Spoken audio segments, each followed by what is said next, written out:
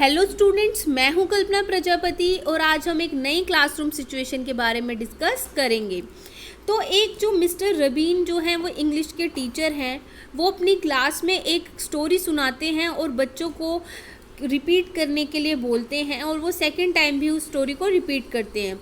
फिर उसके बाद वो बच्चों से पूछते हैं तो पता चलता है कि 75% जो बच्चे हैं वो स्टोरी बता सकते हैं, उन्हें समझ में आ गई है।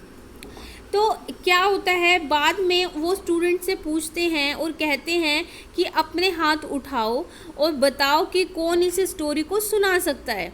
तो उस टाइम पे जो बच्चे होते हैं वो केवल हार्डली क्या होता है, बहुत कम बच्चे जो हैं उस स्टोरी को सुनाने के लिए तैयार होते हैं। हार्डली 2 या 3 बच्चे ही अपने हाथ खड़े करते हैं और कहते हैं कि हम इस स्टोरी को सुना सकते हैं।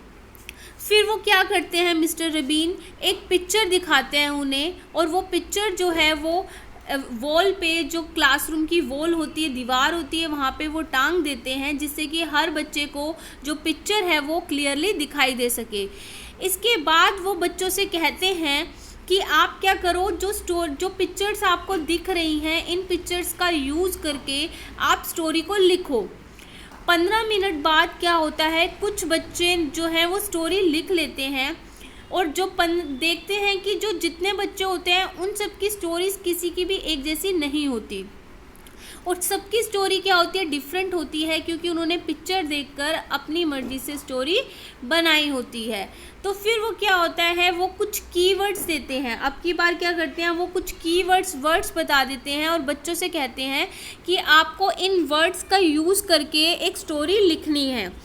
अब जो बच्चे होते हैं वो दोबारा स्टोरी को लिखते हैं, तो ये जो दोबारा जो स्टोरी होती है वो भी एक जैसी नहीं होती, सबकी स्टोरी अलग होती है।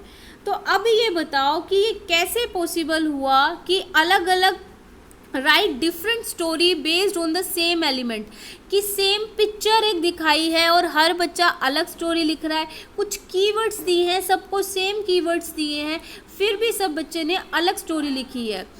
तो स्टूडेंट्स जो हैं हैव हर्ड स्टोरीज, क्योंकि ऐसा इसलिए होता है क्योंकि जो बच्चे होते हैं उन्होंने अपने ग्रैंड पेरेंट्स से, अपने माता पिता से, अपने अंकल आंट, किसी से भी, किसी ना किसी से वो क्या सुनते हैं, वो स्टोरीज़, कहानियाँ वो सुनते हैं।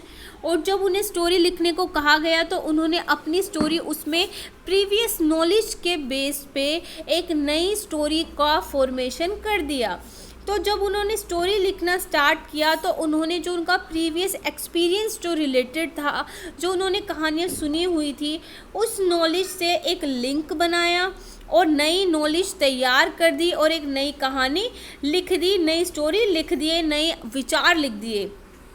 तो जो टीचर सेंटर्ड क्लासरूम होता है उसके अंदर बच्चे पैसिव होते हैं, वो सिर्फ सुनते रहते हैं और वो कुछ काम नहीं करते। लेकिन जब जो कंस्ट्रक्टिव क्लासरूम होता है, जहाँ पे चीज़ों का कंस्ट्रक्शन होता है, उस कंस्ट्रक्टिव क्लासरूम में जो टीचिंग और लर्निंग में स्टूडेंट्स जो होते हैं वो एक्टिवली पार्टिसिपेट करते हैं और जो टीचर जो होती है वो उन्हें वो अपॉर्चुनिटी प्रोवाइड करती है, वो फैसिलिटेशन प्रोवाइड करती है, जिससे कि बच्चा जो है अपनी नॉलेज का कंस्ट्रक्शन कर सके और प्रीवियस नॉलेज से अपनी नई नॉलेज को जोड़ सके और कुछ नया जो है वो सीख सके। तो कंस्ट्रक्टिव क्लासरूम जो होता है वो लर्नर सेंटर्ड क्लासरूम होता है। इसके अंदर जो बच्चा होता है उसको बहुत ज़्यादा मैक्सिमम फ्रीडम दी जाती है। अब ये है कि जो हमने ऊपर डिस्कशन किया है उस बेसिस पे आप देखें तो हम कह सकते हैं कि इनमें से कौन सा कंस्ट्रक्टिव अप्रोच से रिलेटेड नहीं है। जो लर्नर का प्रीवियस, जो फर्स्ट है, लर्नर का प्रीवियस नॉलेज जो है इम्पोर्टेंट रोल प्ले करती है कंस्ट्रक्शन में नॉलेज की। क्या ये सही है या गलत है? हाँ, ये सही है, क्योंकि जो कंस्ट्रक्टिव क्लासरूम होता है जिसके अंदर बच्चे कुछ नई चीज़ का जो है नए ज्ञान का जिसमें उत्पादन होता है, वहाँ पे जो है प्रीवियस ज्ञान से हम नए ज्ञान को जोड़कर आगे बढ़ते हैं, तो ये सही है। अब सेकंड आ जाता है कि लर्निंग एक एक्टिव मीनिंग मेकिंग प्रोसेस है। हाँ, ये बात भी सही है, क्योंकि एक्टिवली इसके अंदर टीचर भी एक्टिवली इन्वॉल्व है और बच्चे भी एक्टिवली इन्वॉल्व है, तो इसलिए जो लर्निंग का प्रोसेस है उसके अंदर एक्टिवनेस है। तो अब आ जाते हैं थर्ड कि टीचर का लर्नर का strong memory power is the basis of his construction of knowledge, कि जो बच्चे होते हैं उनकी जो मेमोरी पावर है, जो याददाश्त है, वो बेसिस होती है कंस्ट्रक्शन ऑफ नॉलेज का, कि जो पहले उन्होंने मेमोरी जो है उनकी पहले की, क्या उसी पे बेसिस होता है नई कंस्ट्रक्शन ऑफ नॉलेज का। तो हम ये कह सकते हैं उनकी प्रीवियस नॉलेज जो है वो हेल्प करती है हमें नई नॉलेज को सीखने में।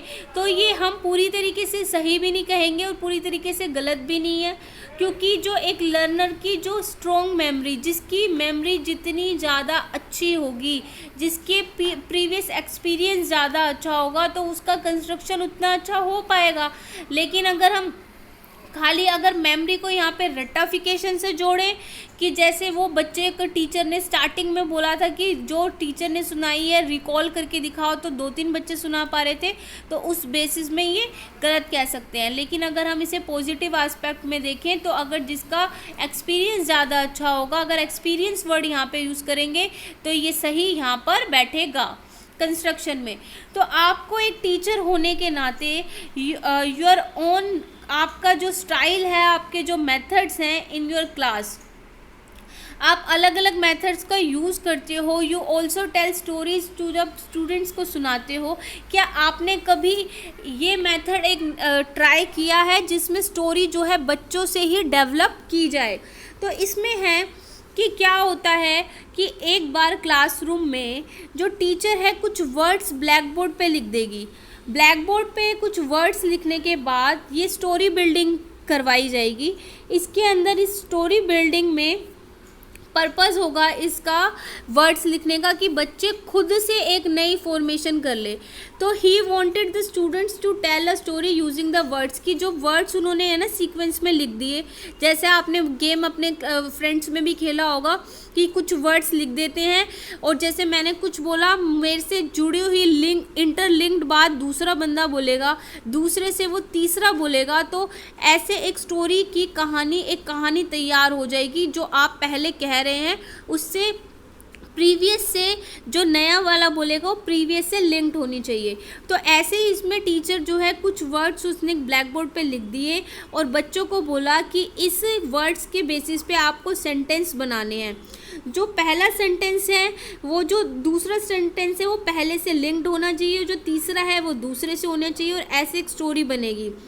तो when the first sentence was stated by, जब एक बच्चा पहला सेंटेंस कहता है तो टीचर जो है आज इंडिविजुअल स्टूडेंट्स को, हर इंडिविजुअल बच्चे से पूछती है कि वो एक सेंटेंस बताए प्रीवियस सेंटेंस से जो लिंक्ड हो।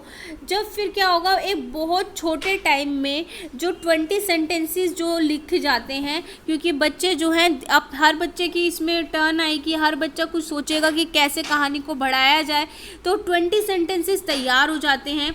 उसके बाद अगर टीचर चाहे तो उस स्टोरी को कुछ नया क्या दे सकती है, डायरेक्शन दे सकती है। तो उसने टीचर ने कुछ और ऐड कर दिया, तो फिर वो स्टोरी और आगे बढ़ रही है।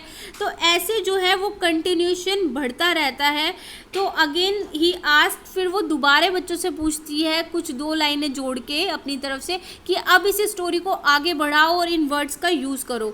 तो after 5 sentences were added to the story, he asked the students if they wanted to conclude the story। फिर अब कुछ 5 sentences और हो गए, तो अब वो बोलते हैं कि बच्चों से कि आप क्या इस स्टोरी को कंक्लूड कर सकते हैं क्या, कौन बच्चा इसका क्या बता सकता है, हमें एक टाइटल बता सकता है। क्योंकि अब स्टोरी बच्चों ने खुद अपने दिमाग से एक दूसरे से इंटरलिंक करके बनाई है, फ्रेम करी है। तो इसके जो बच्चे हैं वो चिल्लाने लगते हैं और बोलते हैं कि बहुत सारे टाइटल इसके देते हैं।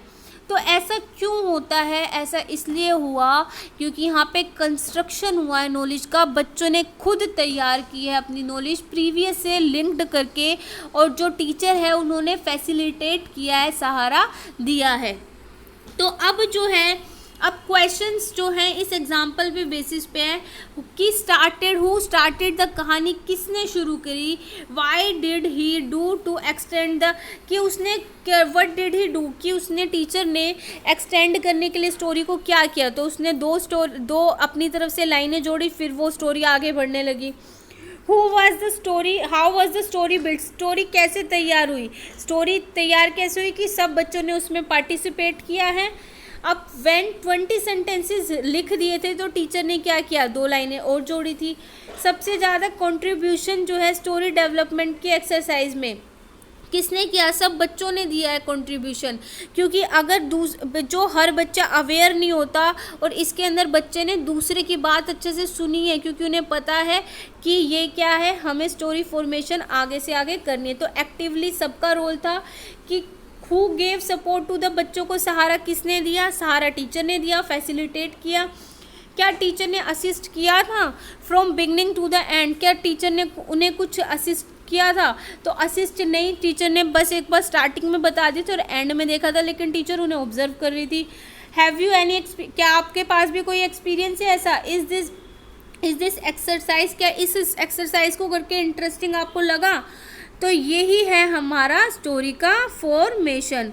तो अब इसमें हम कह सकते हैं कि जो हमारी जो कंस्ट्रक्टिव अप्रोच है ये बहुत ज़्यादा इंटरेस्टिंग होती है, और एक टीचर होने के नाते आपको ये अपने क्लासरूम में यूज़ करनी चाहिए। इसका मेन एसेंस यही है कि जो आपको जो नॉलेज है वो बच्चे की प्रीवियस नॉलेज से लिंक्ड होगी और टीचर फैसिलिटेट करेगा, एक्टिव पार्टिसिपेशन होगा, और ये सबसे बेस्ट मेथड है कंस्ट्रक्टिव अप्रोच, कंस्ट्रक्शन करवाना खुद ही बच्चों से, ठीक है। तो इसमें क्योंकि लर्निंग बाय डूइंग भी हो रही है, तो ये आज का हमारा जो क्लासरूम सिचुएशन यहीं एंड होती है। तो मिलते हैं आपसे नेक्स्ट वीडियो में। तो वीडियो को शेयर कीजिए और चैनल को सब्सक्राइब करना ना भूलें। और मैं आपको दोबारा बता रही हूँ, जो एग्ज़ाम आता है वो ऐसा ही कंस्ट्रक्टिव आता है, रट्टाफिकेशन का कुछ नहीं आएगा। तो you have to clear your concept, आपके क्लियर होने चाहिए।